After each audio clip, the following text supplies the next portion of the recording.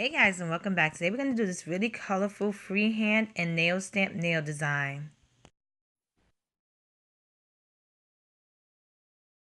So I started off by painting my background with a yellow polish, and then I'm just going to swipe different color polishes on my nails. This is a really easy and simple nail design. You can add as many colors as you want to. I wanted to do something perfect for springtime, so I added these nice pastel colors. This is really pretty and easy. Now I'm going to use this nail plate by King of Hearts.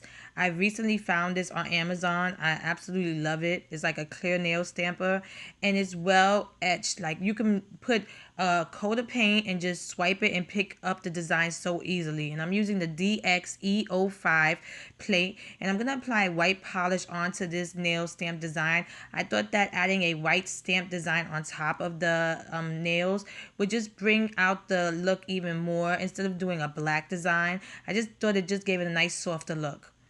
Now, once I was done, I removed the liquid latex and cleaned around my nails. And like I said, this is a really easy and simple nail design. I've seen a lot of people like these designs that I do, so I'm going to keep on doing more of them. And once I was done, I applied a quick dry top coat.